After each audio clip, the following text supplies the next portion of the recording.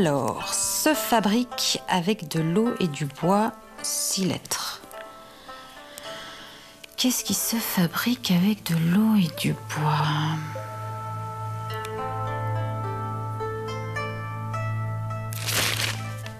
Du papier? On fabrique du papier avec de l'eau? Nous sommes à Virton devant la plus grande entreprise de papier de Belgique et on va voir si mon info est vraie.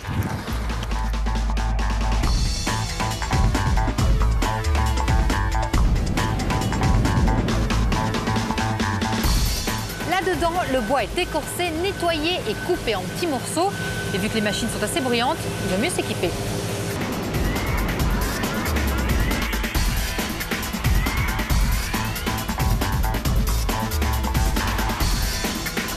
L'autre matière première, c'est l'eau. Elle est pompée directement à la rivière.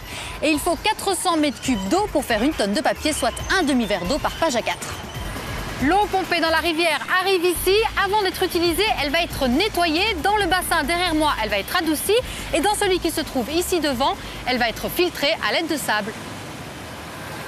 Bonjour Laurent. Bonjour. Alors, est-ce que tu peux me parler de l'utilisation de l'eau dans le secteur du papier? Alors l'eau dans le secteur du papier, elle est utilisée essentiellement pour transporter les fibres, notamment pour former une belle feuille de papier. L'eau est empruntée à l'environnement, nous ne consommons pas d'eau, mais nous l'utilisons. On a ainsi, sur les 25 dernières années, réduit de près de 50% notre utilisation d'eau pour produire une tonne de papier. Alors Pascal, qu'est-ce qu'on fait à cette étape-ci de la fabrication du papier?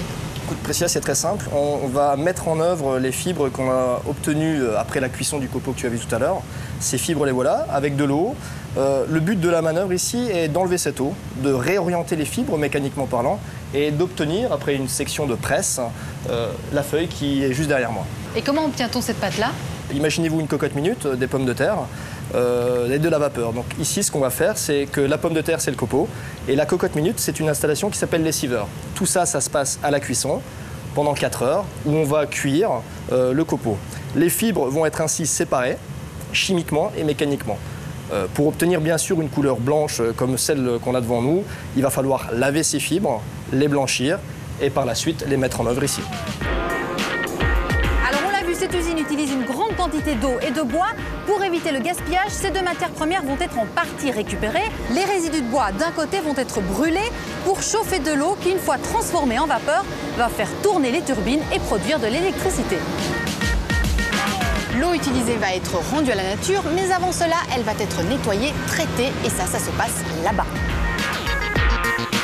En cas d'accident de pollution, par du fioul ou des produits chimiques par exemple, l'eau polluée va être confinée dans ces deux bassins où elle va être traitée séparément du reste, tout ça pour éviter toute contamination de la station d'épuration.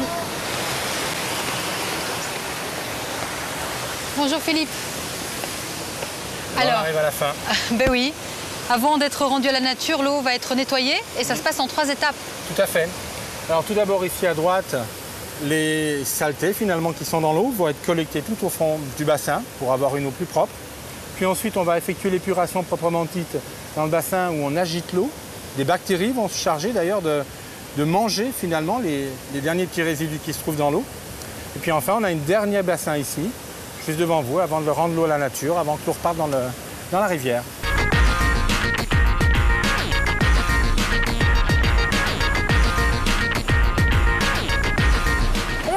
L'eau est essentielle à chaque étape de la fabrication du papier.